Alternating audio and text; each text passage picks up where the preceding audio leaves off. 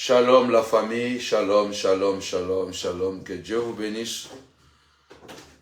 Je sais que le rendez-vous c'est à 22 heures, mais de temps en temps, nous serons sur Facebook.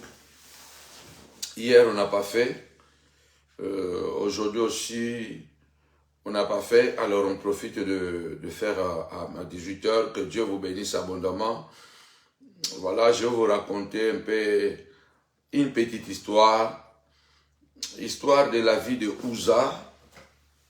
Mais surtout, une petite partie aussi de mon propre témoignage, de ma propre vie. Je crois que c'est vraiment le Seigneur nous fera grâce, on en parlera. Alors, commencez déjà à partager, donnez-moi des cœurs, alléluia, donnez-moi des cœurs, donnez-moi des pouces, partagez. Rendez-vous à 22 heures uniquement sur YouTube. Comme nous avons dit que nous avons marqué notre retour sur les réseaux sociaux, vous nous voyez désormais retour à 4 heures du matin, on est là de 4 heures à 5 heures du matin, on est là de 22 heures à 23 heures. Que Dieu vous bénisse. Commencez à partager, Maman Françoise. Commencez à partager, 80 groupes ou 100 groupes, commencez à partager, que le Seigneur vous bénisse. Alléluia. Donc nous sommes dans une période de jeûne et prière. Notre programme commence d'abord d'une manière soft. Donc nous jeûnons 2 fois par semaine, chaque mercredi et chaque vendredi. Chaque mercredi, chaque vendredi, nous allons commencer à jeûner pendant tout ce mois de mai. Et puis à la fin du mois, le 27, le 28 et le 29 dimanche, nous aurons 3 jours de jeûne et prière et puis 3 jours de séminaire en présentiel et sur YouTube et Facebook. Que Dieu vous bénisse. Ce mois de mai, nous l'avons proclamé le mois de la destruction des lois familiales. C'est la destruction des lois de la famille. Pasteur Lito Grace, Benson. Gloire à Dieu. Partagez. Je vais parler un peu d'une petite partie de mon histoire. Je crois que chacun de nous a une histoire. La vie de chacun de nous a une histoire. Chacun de nous a quelque chose à raconter. Parce que la vie est faite des histoires. Benson, pasteur. La vie est faite des histoires. Je vais vous raconter un peu une petite partie de mon histoire. Parce que souvent, on ne connaît pas les gens. Il y a beaucoup de préjugés. Vous croisez quelqu'un, par exemple, qui est devenu... voilà, vous croisez quelqu'un qui est colérique. Vous ne savez pas pourquoi, à chaque fois qu'il y a quelque chose, lui, il s'énerve.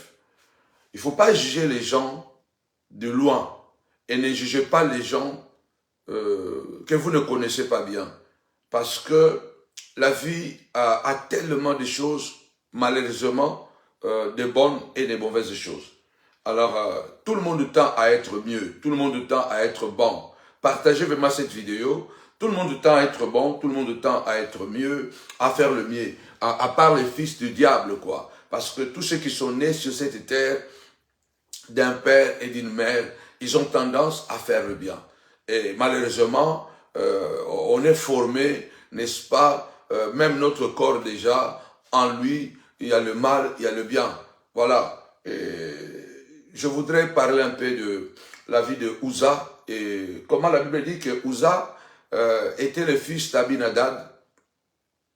Lui et son frère avaient la responsabilité par l'imprudence de David, l'imprudence et l'ignorance ou une mauvaise organisation de David.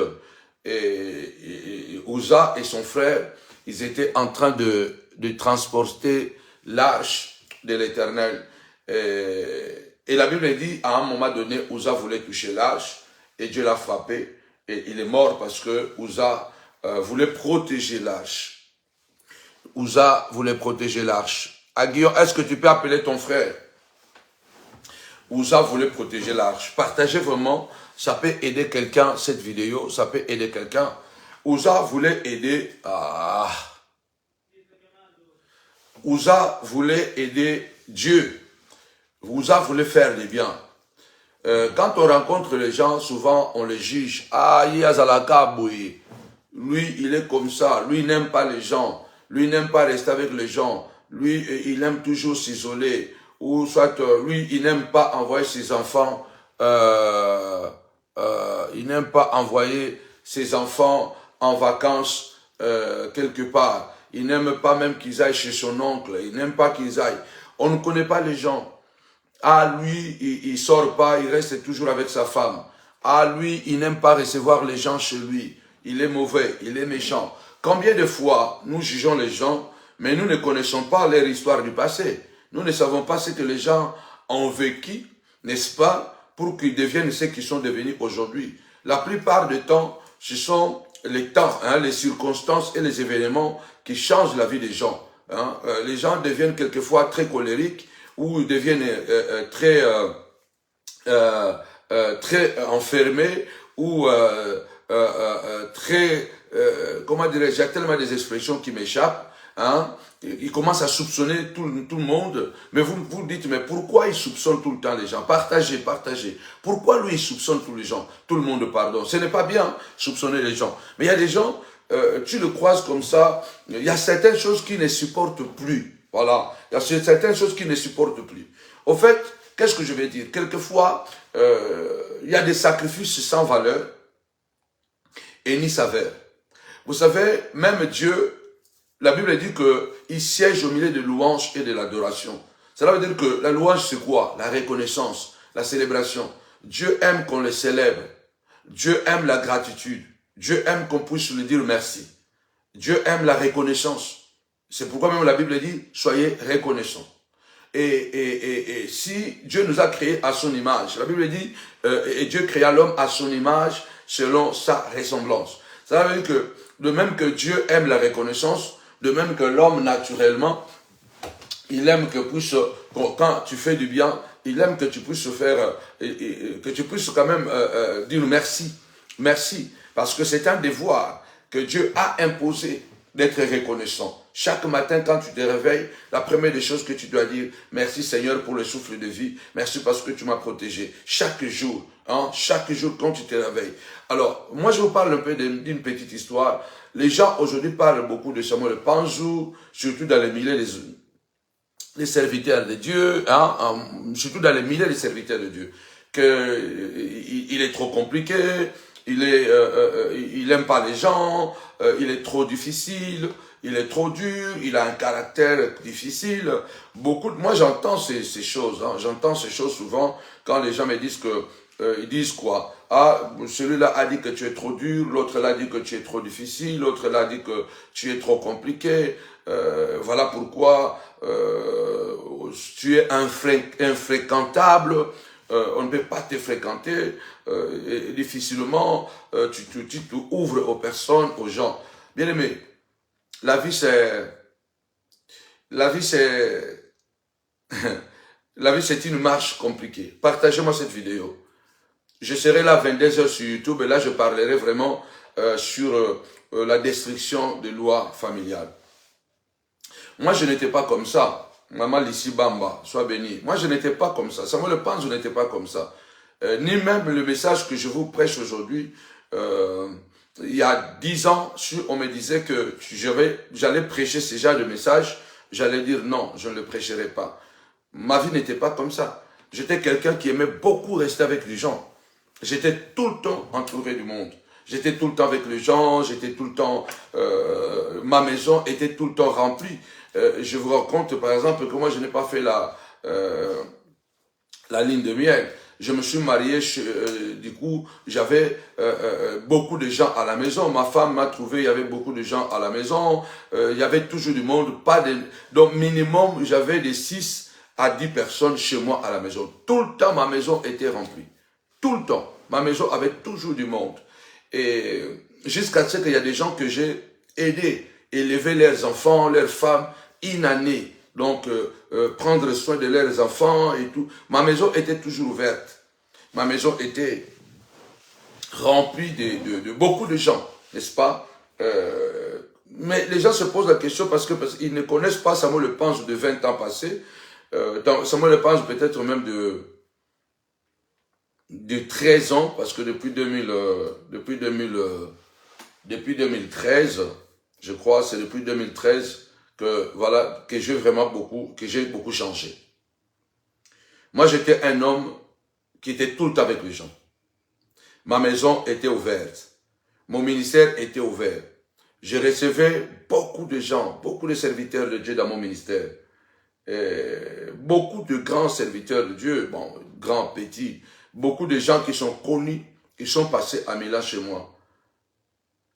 Donc, je recevais beaucoup de gens, et voire même le problème que j'ai eu, c'est parce que moi, j'ai amené dans mon ministère quelqu'un qui souffrait beaucoup avec sa femme et les enfants. Moi, j'ai décidé, n'est-ce pas, de l'aider et de louer la maison pour lui, de l'introduire dans le ministère. Ce n'est pas ça dont je veux parler. Mais je vais parler surtout de chez moi à la maison. J'ai levé mon petit frère, j'ai levé des inconnus qui venaient, que je ne connaissais même pas, ni d'Adam ni de Dev, mais je les recevais chez moi à Milan. Ma maison était tout le temps ouverte. Je me rappelle que mon petit frère que j'ai fait venir, il était en Afrique du Sud, et puis j'ai cherché le moyen pour le faire venir. Et puis, quand il est venu, vous savez comment ça se passe, hein? Donc, c'était un passeport, et puis on a fait le passeport et tout ça. Bon, ce ne sont pas des choses vraiment à dire clairement ici, mais je payais beaucoup d'argent, beaucoup d'argent pour avoir ce document-là, le visa, le passeport et tout ça. Et puis, mon petit frère est venu à Milan.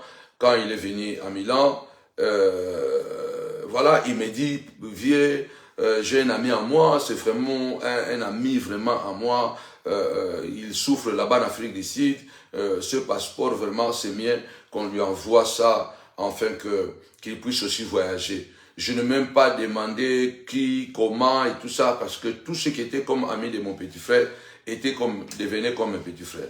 J'ai pris ce passeport, ce document, voilà, on a envoyé.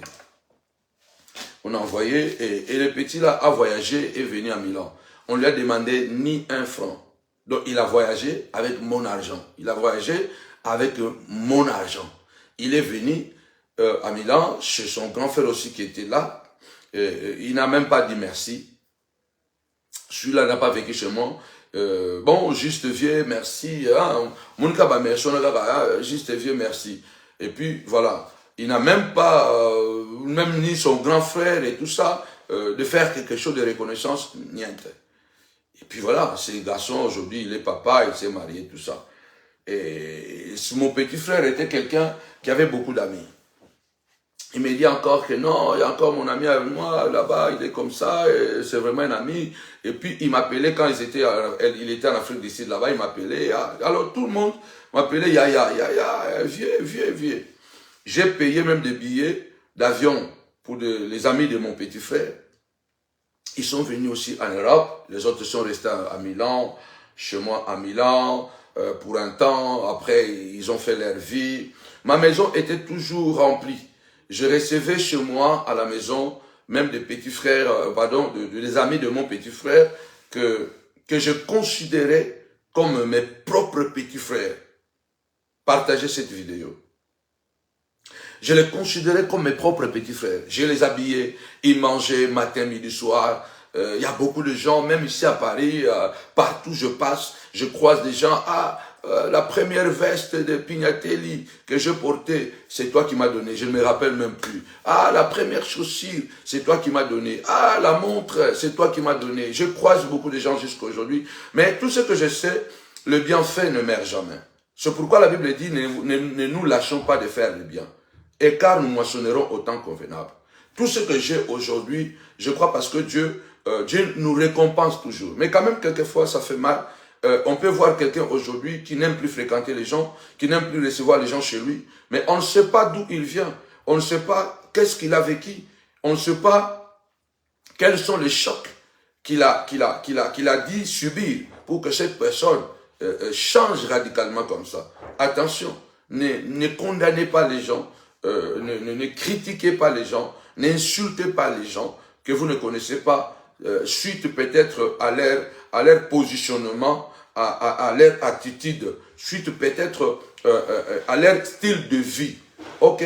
C'est parce que cette personne a fait tellement de bien aux gens et qu'il a eu tellement de trahisons et la personne, à un moment donné, il change. On n'est pas des animaux, on est des humains. Même un animal, quelquefois, il y a des animaux qui se rebellent. Hein. C'est un animal, mais si tu continues à torturer, un chien peut se rébeller et t'agresser. On est des humains, on n'est pas des chiens, on n'est pas des objets ou des arbres. On a des sentiments, on a des émotions. Donc, il y a des gens, tu le croises, tu dis, ah, il est mauvais, il est comme ça, mais tu ne sais pas quelles sont les choses qu'il a vécues. Quelles sont les choses qu'il a vécues et quelles sont les conséquences qu'il a eues par rapport à tout ce qu'il a vécu. Voilà, tu croises aujourd'hui peut-être, il y a une femme qui est devenue tellement très stricte en matière des hommes parce que elle a vécu des histoires que tu ne peux pas imaginer. Moi, j'ai vécu des histoires, les personnes que tu aides vraiment, les personnes que tu soutiens, des néants. Et puis moi, je soutenais les gens sans même les connaître. Je ne demandais rien aux personnes. Tous ceux qui sont passés à Milan, ils connaissent comment je vivais. Donc, je recevais des gens chez moi qui venaient de partout. Je les logeais, ils dormaient. Les autres restaient 5 mois, les autres restaient 3 mois, les autres restaient 4 mois, les autres restaient 8 mois. Et j'en ai reçu aussi ceux qui sont restés presque une année, les autres 3 mois. Ma maison était tout le temps remplie.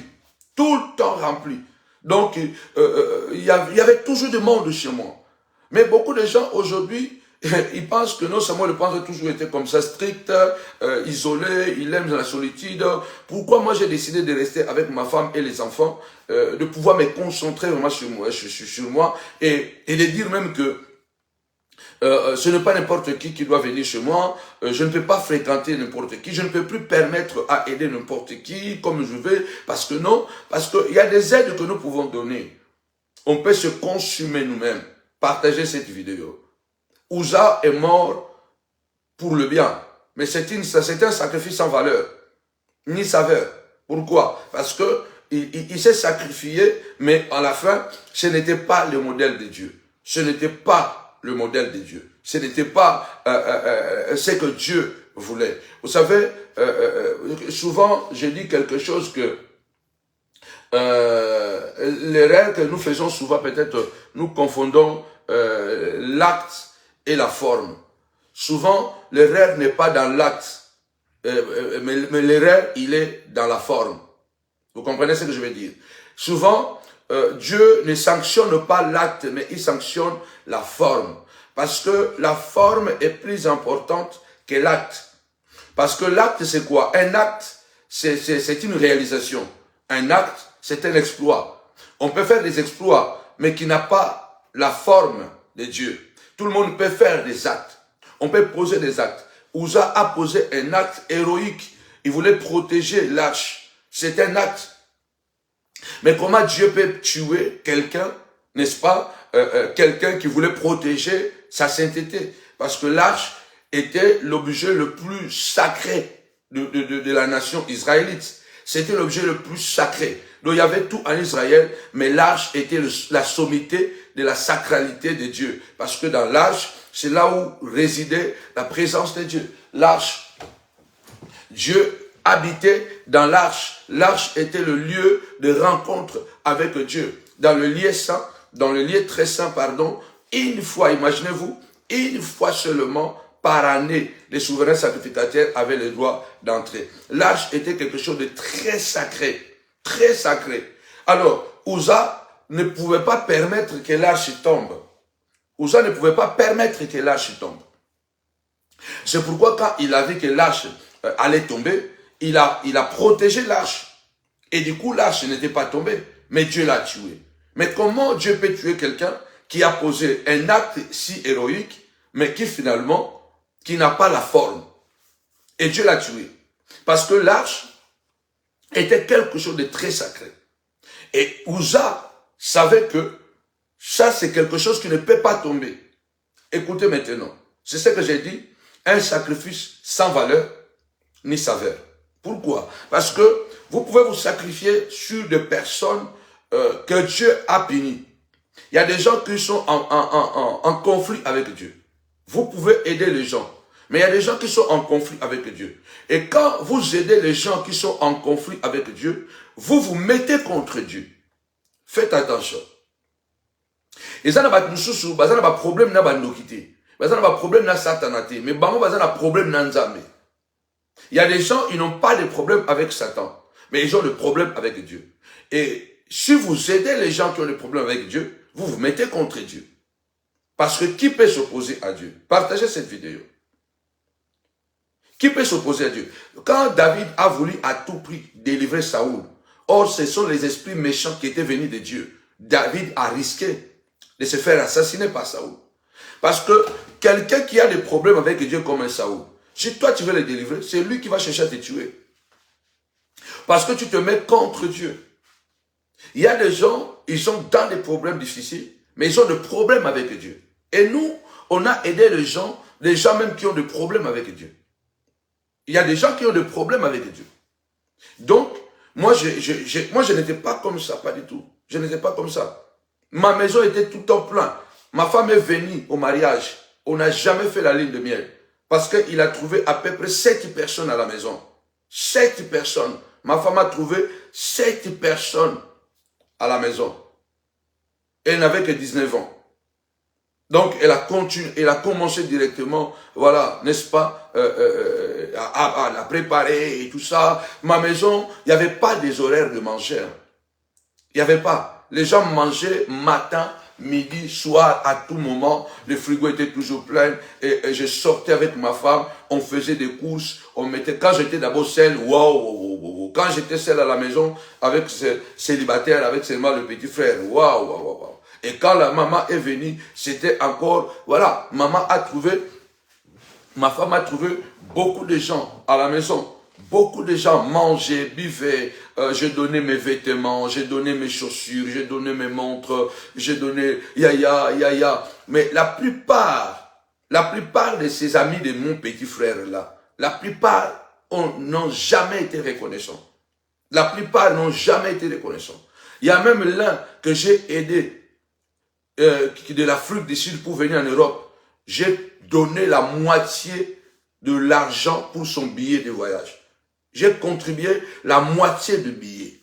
Je ne le connaissais pas. C'était seulement l'ami de mon petit frère. Mais puisque j'aimais et j'aime beaucoup mes frères et tout ça, aujourd'hui, j'ai changé un peu même à l'égard de ma propre famille, à l'égard de mes propres petits frères. J'ai beaucoup changé. J'aimais tellement mon petit frère que chaque fois qu'il me disait que quand il disait que ça c'est mon ami, donc je prenais son ami comme mon petit frère. J'ai aidé, il a le billet, mais il lui manque la moitié de billet et tout ça. J'ai envoyé la moitié de billets en Afrique du Sud. J'ai envoyé la moitié. Et puis il a payé, et puis il est venu en Europe, il est passé aussi chez moi. J'ai donné les habits, je vous assure qu'aujourd'hui, c'est aussi un prédicateur. À un moment donné, il avait même donné son troisième ou son deuxième fils. Il lui avait donné mon nom. Il a donné mon nom. Mais, aujourd'hui, je vous assure, je ne sais même pas où il est, qu'est-ce qu'il fait. Parmi les gens que j'ai aidés, l'a intoxiqué, il a monté contre moi au point que ils l'ont tellement intoxiqué qu'il a enlevé mon nom sur son enfant. Donc après ça moi na kombo na ngapona bolamu na salelai mais batu mususu ka konga na sunga o ngapeka na sunga ba kota fiti ba monter contre nga iloko ezate to swana te na pechuana akomaza musa na nzambe ria alongola na kombo na ngai na mwana wa pesa to swana te. Donc il a enlevé mon nom, hein, le nom qu'il avait donné, il m'a donné l'homonyme, hein, le nom à l'enfant. Il a fait porter mon nom à son enfant, au point que j'ai entendu qu'il a enlevé. Il a enlevé, je ne sais pas quoi, parce que parmi toujours les gens que j'ai aidés, qui sont devenus très amis, ils se sont vraiment liés, maintenant ils sont ensemble. Et tout ça, ça fait qu'aujourd'hui, Samuel Panzou n'est plus très ouvert. N'est plus très ouvert. Donc je ne peux plus ouvrir ma porte, la porte de ma maison. Partagez cette vidéo s'il vous plaît. Partagez. Est-ce que nous pouvons arriver aujourd'hui, ne fût-ce qu'à 50, à 60, hein? Vous savez, même ce que je suis en train de dire ici, ce sont des personnes que moi j'ai aidées, qui ont piraté ces Facebook, qui ont piraté cette page Facebook. Des dizaines de fois, ils l'ont piraté. C'est pourquoi vous avez remarqué que on a été absent pendant longtemps sur Facebook parce qu'on n'arrivait même plus vraiment à travailler parce que ils ont tellement bloqué la page. Ils ont bloqué la page. Donc même si je suis en live, vous ne me voyez pas. Donc ils ont bloqué les pages, ils ont bloqué. Là maintenant, on a trouvé quelqu'un qui est en train de travailler dessus. Et il me dit que la page, la manière dont comme si la page elle était sabotée. Donc on a saboté cette page. Et les gens qui font ces choses, ce sont les gens que j'ai nourris. Les gens que j'ai nourris. Parce qu'aujourd'hui, il y a des gens, il n'a rien. Tu vas l'aider, tu vas l'encourager. Et quand demain, il a quelque chose, il dit au Sahel Langani, qu'est-ce que tu as fait pour moi? Ce n'est pas toi, c'est Dieu qui a fait. C'est ce qu'ils vont te dire. Il va même nier. Il va même nier tous les bienfaits que tu lui as fait. C'est ce qui fait qu'aujourd'hui, je suis devenu très à l'écart. Très à l'écart. Mais la grâce de Dieu fait que nous continuons à faire du bien. Nous continuons à faire du bien parce que nous vivons pour faire le bien. Est-ce que quelqu'un peut m'envoyer des cœurs? Quelqu'un peut m'envoyer des cœurs, quelqu'un peut envoyer des cœurs de cœurs et de pouces, quelqu'un peut envoyer des cœurs et des pouces.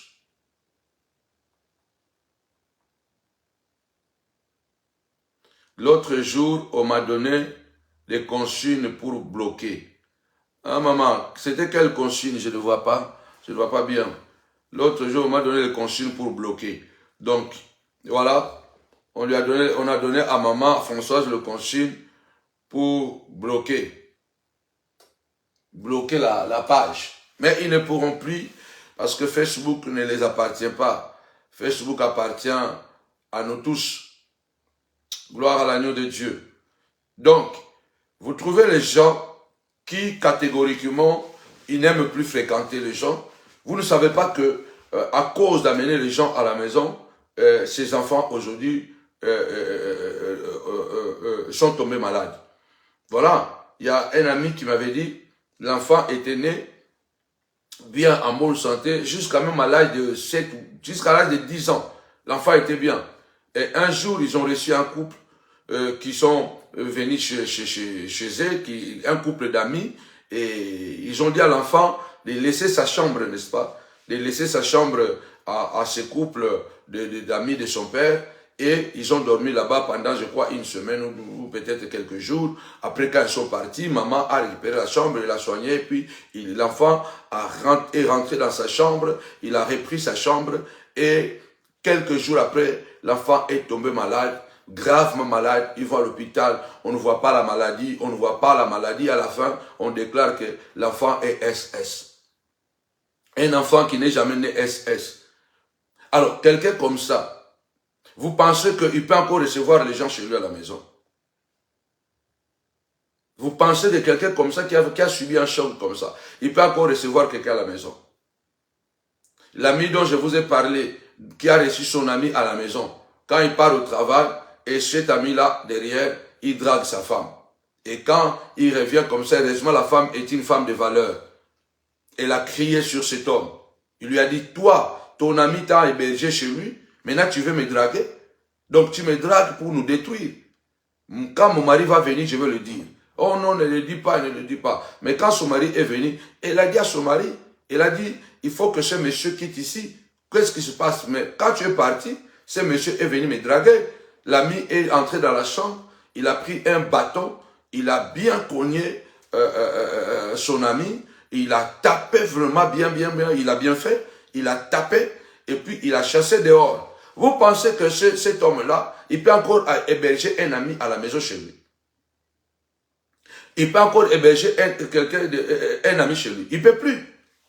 Parce que les conséquences, voilà, la vie change. Il n'y a que de bêtes qui ne changent pas. Il n'y a que des imbéciles qui ne changent pas. Parce que si tu amènes un ami à la maison chez toi, qui drague ta femme, et ta femme te dit que voilà, cet ami m'a dragué, et puis, allez, tu chasses l'ami. Et demain, il y a encore un autre ami. Bon, je n'ai pas où aller. Allez, tu amènes encore un ami à la maison. Le jour où quelqu'un viendra avec des gris-gris, envoûter ta femme et coucher avec ta femme, ça sera la faute de qui? Ça sera ta faute. Ce ne sont que des imbéciles qui ne changent pas. Tout homme prudent, tout homme normal change. Et souvent, ce sont des expériences qui nous changent. Tapez-moi 5 fois expérience, expérience, expérience. Ce sont les expériences qui nous changent. Je ne suis pas infréquentable, non. J'ai donné beaucoup de temps. Waouh! J'ai hébergé des gens. J'ai soutenu beaucoup de gens. Je crois jusqu'à aujourd'hui, les gens qui me disent, ah, tu ne me reconnais pas. Ah non, je ne te reconnais pas. Non, mais tu m'avais aidé, j'avais dormi chez toi. Tu m'avais donné ceci, tu m'avais fait ceci. J'étais quelqu'un de très ouvert. Quelqu'un de très ouvert. Je pouvais être à Milan, me dit, ah, il y a mon petit frère, il y a quelqu'un qui arrive à l'aéroport. Va le chercher. On court, on le cherche, on l'amène. On ne le connaît ni d'Adam ni d'Ève.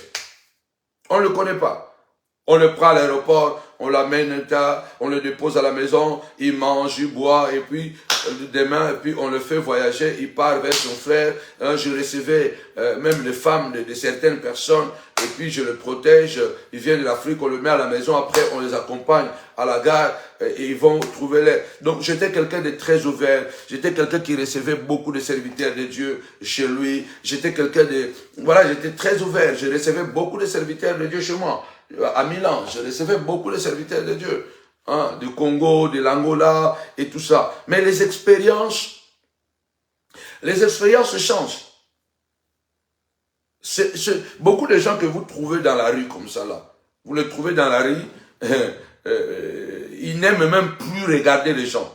Ils n'aiment même plus. Ils n'aiment plus. Quand tu le parles de quelque chose, il y a des gens aujourd'hui, quand tu le parles de la famille, ils ne veulent même plus écouter. Hein.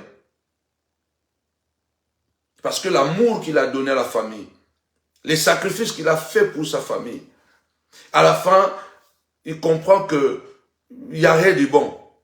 Et ça n'a pas tous les locaux, à quoi qui coûte sous ce qu'on y a battu de connaître dans n'a été.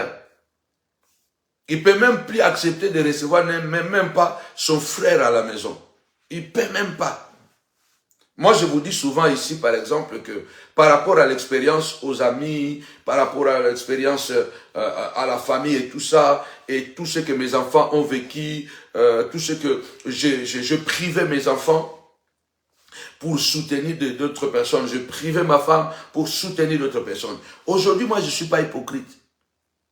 Aujourd'hui, même si c'est ma nièce, elle ne peut pas habiter chez moi. Non. Même si c'est ma nièce, j'ai des nièces, je leur dis, je ne peux plus recevoir quelqu'un chez moi. Oh, je vais encore avoir un neveu.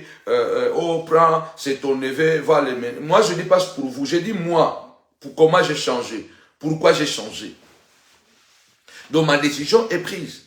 Qu'aujourd'hui, là, je ne peux plus prendre même un neveu qui vient habiter chez moi. Ou un petit frère qui vient habiter chez moi, ou une cousine qui vient habiter chez moi. Ça, je ne peux plus le faire.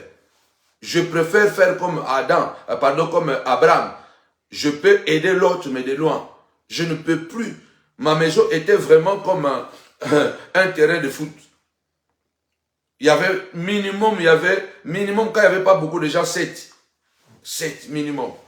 Sinon, c'était 9, 10. Il y a des moments où il y avait 10 personnes. On t'amène quelqu'un, il vient, tu ne le connais pas, tu le reçois, tu lui donnes les habits, tu lui donnes ça, tu lui donnes ça. Après, quand il part même, il oublie même que tu existes. Il oublie même que tu existes. Mais, naïf, et puis voilà, avec un bon cœur, je le fais tellement pendant beaucoup d'années. Et c'est là, ça s'est passé même à l'église. J'ai hébergé une fois, je suis sorti à Milan, comme ça, je rentrais dans la banlieue où il y avait l'église, j'ai trouvé une famille, un couple qui était un couple de Bulgares, de Blancs, de l'Europe, l'Europe de l'Est.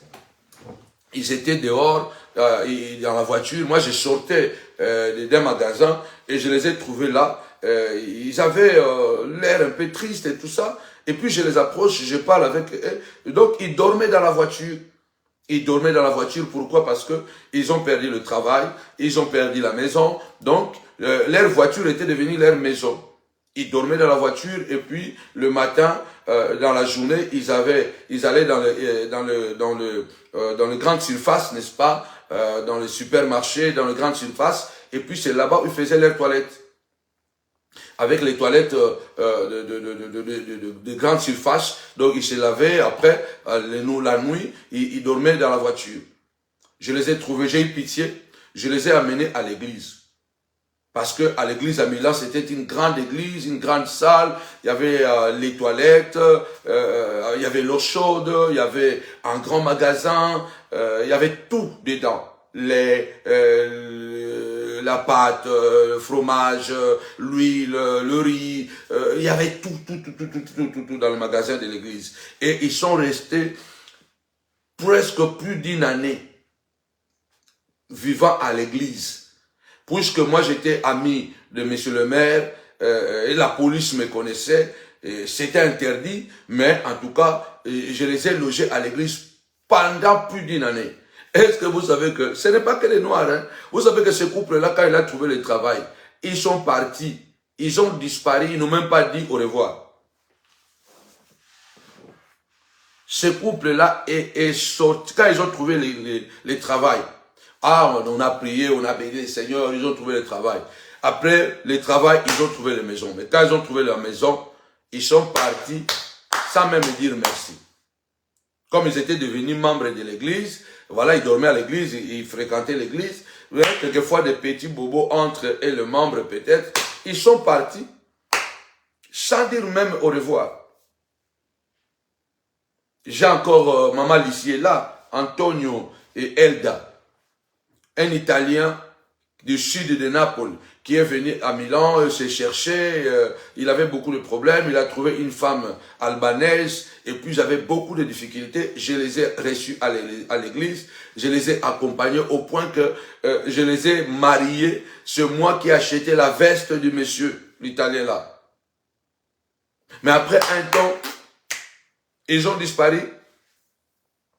Donc, cela ne m'arrête pas de continuer à faire le bien. Dernièrement, ici à Paris, j'ai logé plus de 4 mois un Français qui était sans domicile fixe, qui dormait dehors dans le froid. Je l'ai logé presque 4 mois. 4 mois à l'église ici à Paris, à Villeneuve-Saint-Georges. Il dormait là-bas, il consommait le courant, le gaz et tout ça. Il vient de quitter il n'y a même pas 10 jours. Il vient de quitter il n'y a même pas 10 jours. On a fait les démarches, on a vu l'assistance sociale. Merci, bravo à mon groupe social de l'église, le ministère de la montagne de la prière. On a fait le programme et il a vu les assistances sociales. On est en train de chercher maintenant comment on peut le réinsérer dans la société. Je continue à faire le bien, je continue, mais je suis devenu très prudent. Je préfère aider les gens vraiment de l'extérieur, mais plus jamais de l'intérieur. Je ne veux plus faire payer à mes enfants ou à ma femme des prix trop élevés. Voilà, des prix trop élevés, ça je ne veux plus.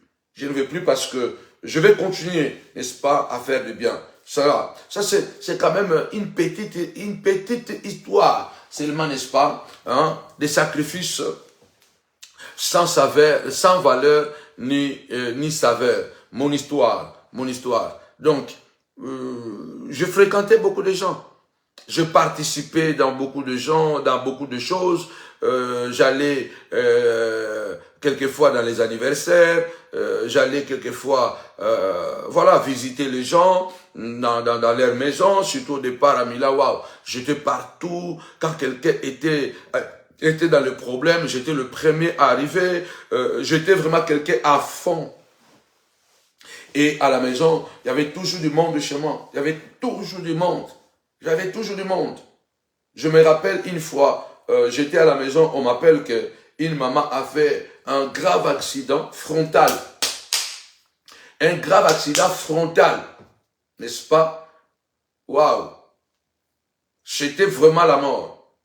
Et puis on m'appelle au téléphone, me dit que maman Nelly a fait un grand accident. Un grand accident. Et il a été amené à l'hôpital de Crema. Crema, c'était une banlieue, n'est-ce pas, de la région Lombardie où j'habitais. Vous imaginez, j'avais la voiture, mais l'amour, la passion que tu as pour les gens. Vous imaginez, là, il y avait la pluie qui tombait. Je descends en bas au garage. À la place de prendre la voiture, j'ai pris le vélo.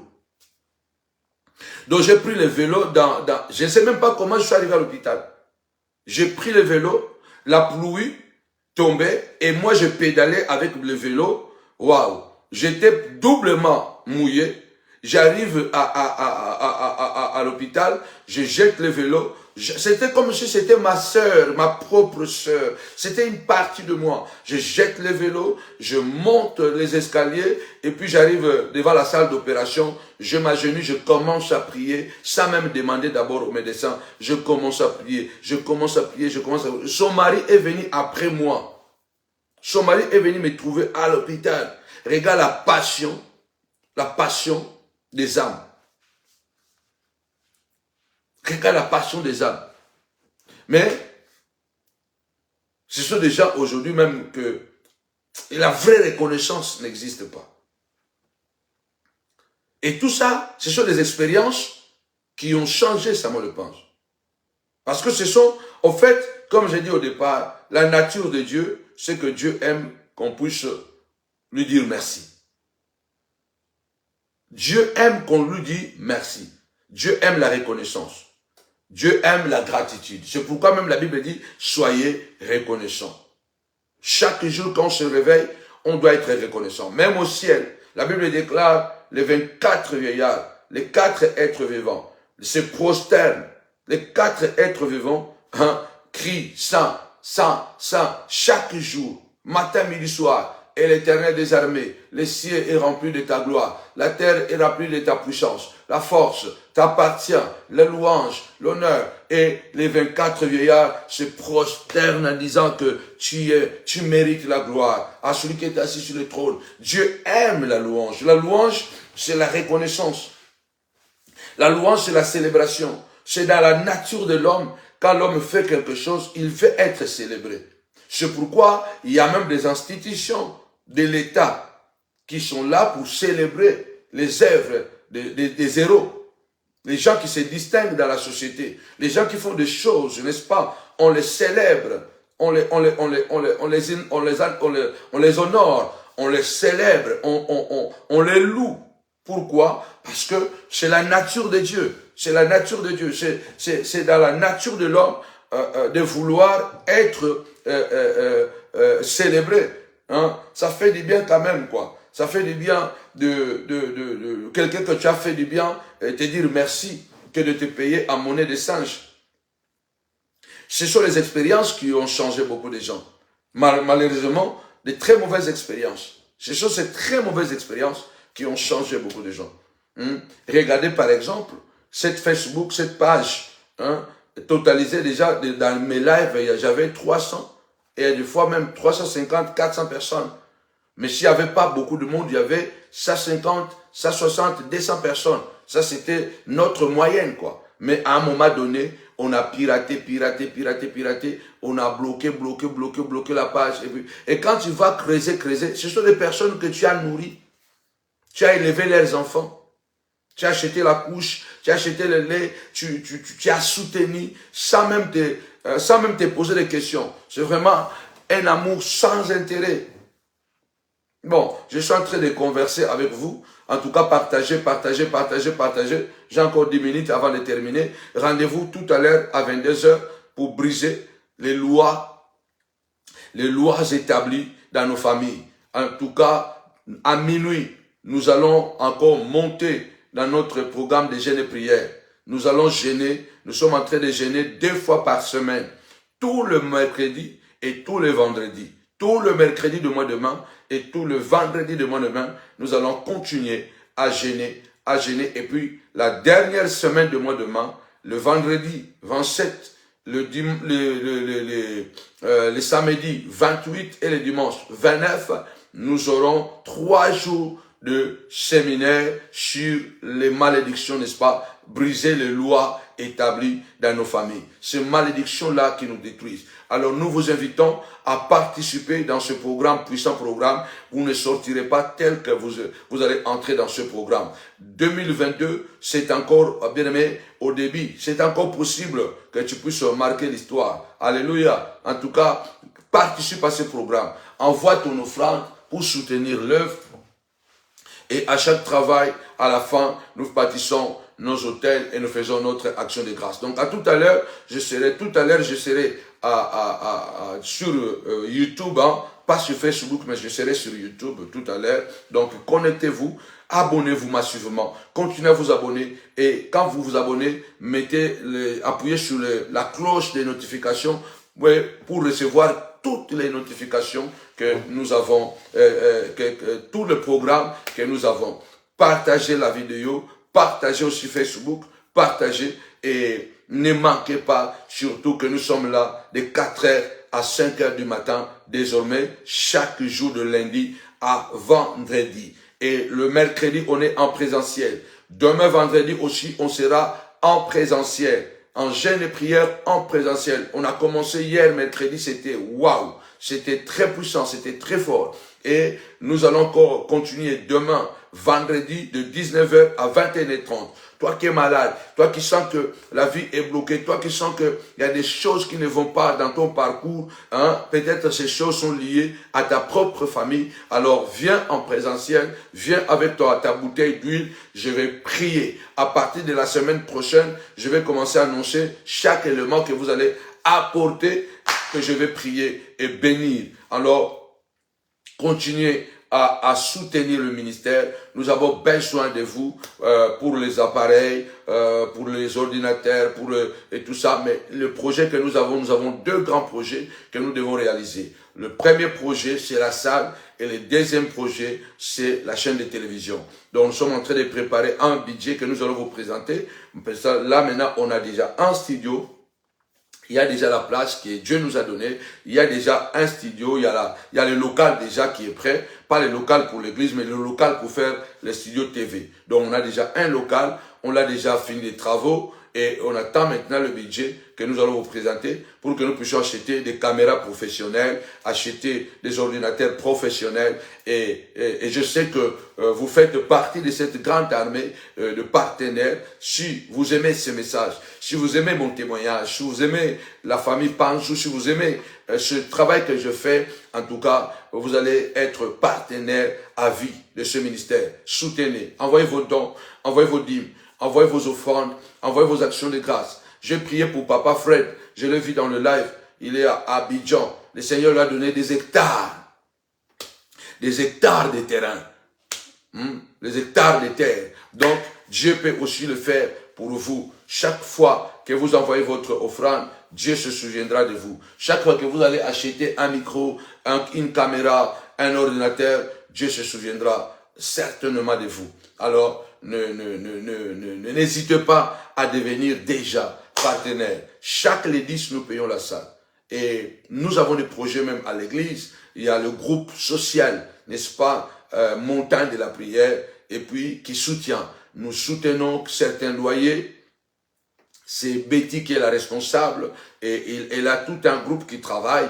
Il y a des gens qui se déplacent pour aller soutenir ces gens, ces personnes qui sont en difficulté. Donc, soutenez la montagne de la prière. Le Seigneur vous fera du bien. Les choses que je parle ici, ce sont des choses qui sont vraies parce que l'Église sait. Donc voilà, je ne suis pas quelqu'un qui dit des choses, voilà, quand même je suis à l'Église, je le dis à l'Église. Donc nous soutenons les gens, soutenez-nous, au lieu d'envoyer quelque part où ils ont déjà beaucoup d'argent, c'est à nous de soutenir pour que nous puissions aussi grandir. Donc votre soutien fera grandir le ministère pour que nous puissions propager l'Évangile. Nous avons besoin que nos émissions passent en Côte d'Ivoire, au Congo, Kinshasa et en Angola. Ces 3 pays Hein, il y a les chaînes de télévision dans ces 3 pays-là qui peuvent aussi faire passer nos émissions. Donc c'est ce que nous voulons vraiment d'abord commencer à préparer, avoir un bon contenu de qualité pour que ce message que Dieu m'a donné puisse aussi atteindre,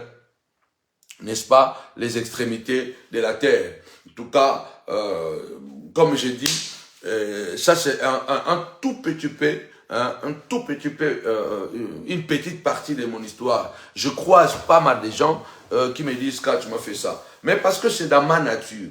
Dans ma nature, moi je crois que j'avais 17, 18 ans, en Angola, je prenais des visas pour des gens qui venaient en Europe.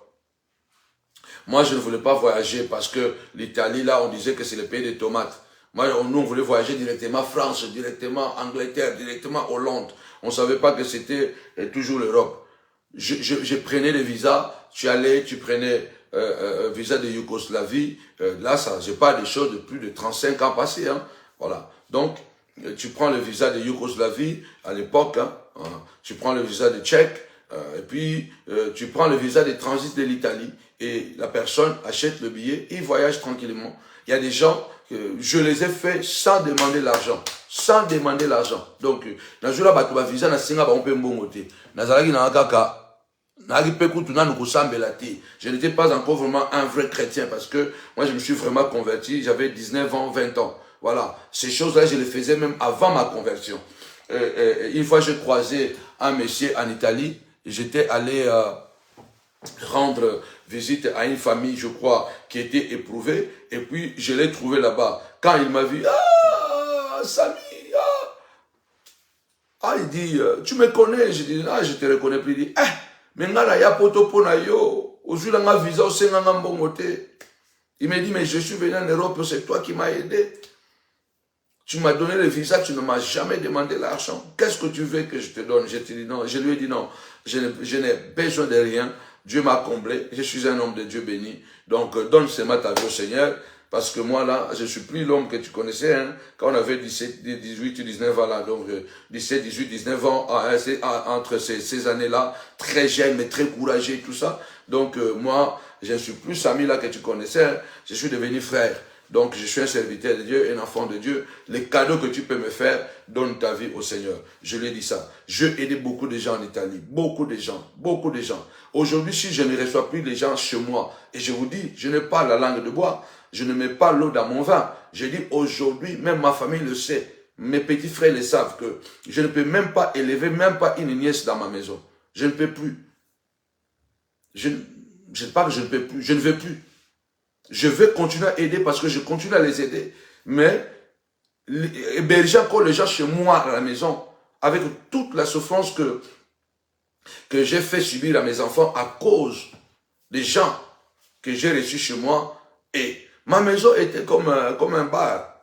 Parce qu'il y avait tout le temps du monde. S'il y avait moins de personnes, c'était 6. Il y a un moment, on est 9, on est 10 à la maison. Maman Philo doit préparer. Ça a commencé avant que je puisse me marier. Et ça a continué après le mariage. Et j'ai recevé beaucoup de gens. Beaucoup de gens. Et c'est là où la jalousie entre à la Kisaranini. Toi, tu fais des choses, voilà, la jalousie entre. Aujourd'hui, Dieu m'a béni. Là où je suis là, hein, si tu as un mauvais cœur, tu viens ici, tu vas pas m'aimer. Alors comment je peux amener encore les gens ici? Non, je ne peux plus. Je dois maintenant me protéger et protéger les enfants. C'est comme ça que vous voyez que les gens, lui, il ne reçoit pas les gens chez lui. Tu ne sais pas ce qu'il a vécu. Lui, elle est là, cette femme-là, elle n'aime pas que les enfants aillent dans la famille de son mari. Tu ne sais pas ce que cette femme-là a vécu avec la famille de son mari. Elle n'aime pas la famille de son mari, mais tu ne sais pas ce qu'elle a vécu avec ses beaux-frères. Tu ne sais pas ce que cette femme a vécu avec sa belle famille. Toi, tu penses seulement que la femme se réveille comme ça, du jour au lendemain, elle ne veut plus voir sa belle famille. C'est n'importe quoi. Mais cette femme a changé par rapport aux expériences. Elle dit, moi, la belle famille, là, je ne veux plus. Je ne veux même plus entendre parler. Si même le mariage, là, va se casser, il se casse. Mais moi, là, la belle famille, là, je ne veux même plus entendre parler de ça. Il y a des femmes comme ça. Vous allez dire seulement cette femme elle est mauvaise. Elle n'aime pas la famille de son mari. Elle n'aime pas les frères. Tu ne sais pas ce que cette femme a vécu. Tu ne sais pas. Tu ne sais pas. Tu dis seulement, lui là, il n'aime pas ses frères. Hein. Il n'aime pas ses frères. Mais tu ne sais pas ce que ses frères l'ont fait. Et puis aimer les gens ne veut pas dire toujours les héberger chez toi. Aimer les gens ne veut pas dire toujours les héberger chez toi. Abraham s'était séparé avec l'autre, mais il l'a toujours aidé. Moi, je n'ai jamais abandonné mes petits frères. Mais j'ai décidé, ça fait maintenant quelques années, que je ne veux plus vraiment mettre les gens dans ma maison, avec moi, même mes amitiés. Donc, je suis devenu trop distant. Voilà. Partout, je suis devenu trop distant. Non parce que j'étais comme ça. Moi, j'étais homme du peuple. Voilà. Quand il y avait quelque chose, il vient à la maison. Quand il vient à la maison, hein, il y a la femme qui bagarre avec son mari. Bon, comme amène sa femme à la maison. La femme vient, reste à la maison. Aïe, aïe, voilà, ils ont, venez, rester à la maison. C'était tout le temps comme ça. C'était tout le temps comme ça. J'ai entendu que, il y a la femme de quelqu'un, elle dort ici avec les enfants, elle dort là-bas, tout le monde regarde, tout le monde ne fait rien. Je parle à ma femme, je dis non. On connaît le monsieur, on connaît le frère. On ne peut pas laisser sa femme dormir là-bas, dormir là-bas, dormir là-bas. J'ai pris le téléphone, j'ai parlé avec ma femme m'a dit oui, alors on va le récupérer. On récupère cette femme avec les 2 enfants. Petits, des enfants, un an et demi, et une autre, je crois, devait avoir 4 ans ou 5 ans. On les amène à la maison, je prends mon petit frère, celui-là aussi qui m'a beaucoup aussi fait du mal. Je prends mon petit frère, je le déplace, j'avais 3 chambres. Je prends mon petit frère, je le déplace dans une petite chambre, puis je donne la grande chambre à la femme de ce frère. Hein. La femme de ce frère est restée chez moi pendant presque une année. Je la nourrissais, je nourrissais les enfants. En Italie, on achète les médicaments des enfants. Donc j'achetais le Pampers. J'achetais à manger parce que c'était des enfants. Donc, maman donnait de l'argent. Vous savez, les femmes ont besoin des besoins plus importants que les hommes. Donc, maman aussi prenait soin pour que, voilà, en tant que femme, les choses là que les femmes doivent avoir ne manquent pas. On faisait tout ça. On a fait tout ça. Mais si je vous dis, un jour, on parlait avec l'enfant de ses frères, il y a quelques années, hein, on parlait avec l'enfant de ses frères, elle est devenue une grande fille. Hein. On lui a dit, tu me connais, tu ne me reconnais plus. On dit à son frère, mais toi tu as marché même chez nous. Elle est devenue aujourd'hui grande fille, quoi. Elle ne sait même pas qu'elles ont vécu chez nous à la maison. Donc, parako, non, mon kilo. Donc, moi, je vais éviter que, à l'époque, où il y avait un bango, bazara na pas si ba vivra pas na biso moi na kuta yebi ngote.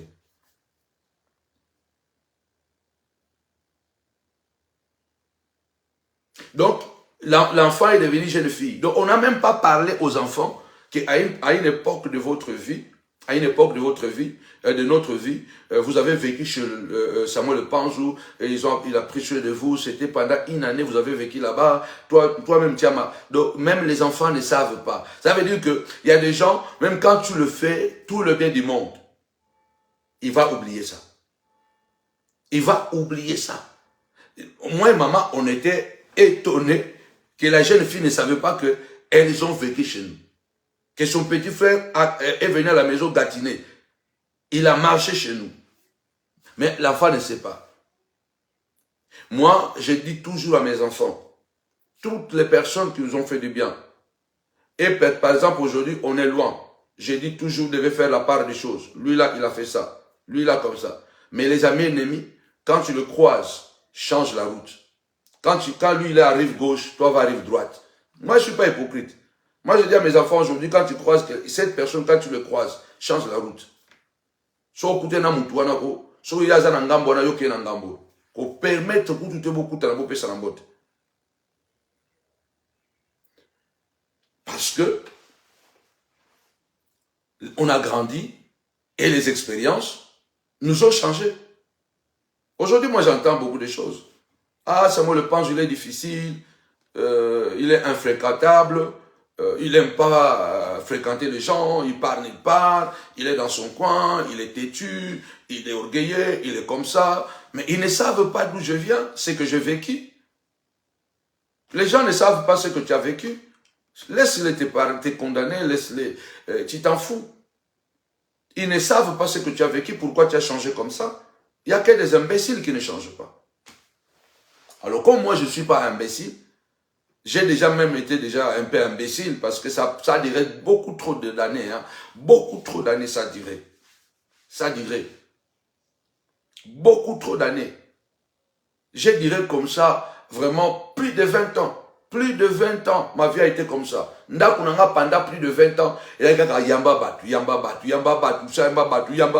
Reçois les gens. Pendant presque 20 ans, c'était comme ça. Recevoir les gens qui viennent de l'Afrique, qui viennent de l'Asie, tu ramasses, tu mets à la maison, tu ramasses. Donc, tu ramasses. Un jour, j'avais récupéré un homme. Ah, bon, je crois samedi soir. Hein? Je viendrai encore avec ces histoires, n'est-ce pas, des sacrifices sans valeur ni saveur, mon histoire. Ah, je vais faire ça vraiment tout un programme.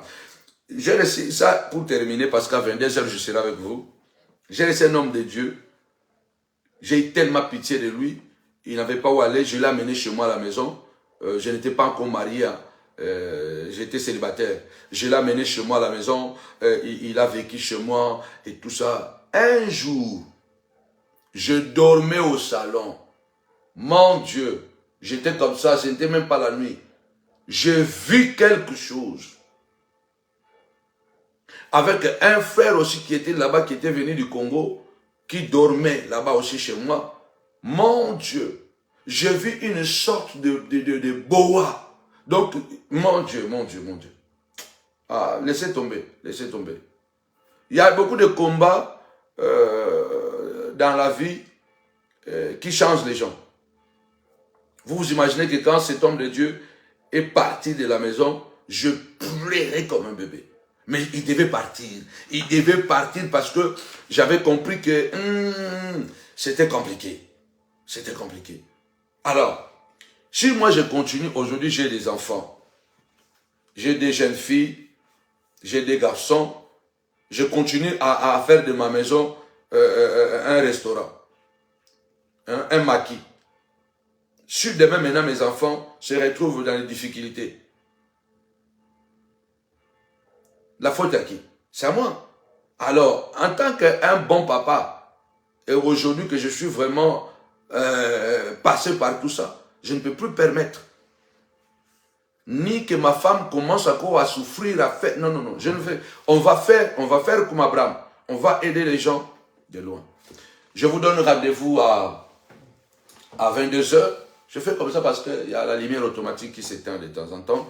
En attendant que vous puissiez nous donner l'argent de pouvoir faire un bon studio. Mais Dieu a fait grâce, on est déjà chez nous. Donc ça va, par la grâce de Dieu. Très bientôt, en tout cas, les choses vont se mettre en place. Rendez-vous à minuit, on est en jeûne et prière. Demain, viens avec l'huile d'onction. Viens avec ta bouteille d'huile d'olive. Je vais prier pour cette bouteille d'huile d'olive. Je crois au miracle. Je crois à la délivrance. Je crois à la manifestation de Dieu. Ne perds pas l'espoir. Alléluia. Ne tombe pas, n'est-ce pas? Ne baisse pas les bras parce que les choses n'avancent pas. Continue à partager la vidéo. Continue à croire à ton Dieu. Et nous sommes en présentiel les vendredis et le dimanche de 10h à 13h. En tout cas, que Dieu vous bénisse. Demain, tous les collaborateurs, soit la guerrière, maman Eva, tous les collaborateurs et les collaboratrices, à 10h, nous sommes à l'église. Une réunion très importante de partage. En tout cas, ma fille Olga, je t'attends, ça fait un bail. Hein? Ne fût-ce que à la dernière semaine de croisade, je t'attends. En tout cas, sois béni. Toi qui aimes ces ministères, continue à partager la vidéo. En tout cas, je veux que cette page Facebook revienne plus que ce qu'elle était avant. Qu'il y ait encore beaucoup plus de monde. Que mon Dieu vous bénisse abondamment. Merci Papa Fred. Alléluia, que Dieu te bénisse abondamment au nom de Jésus. Bye bye. À tout à l'heure, à 22h.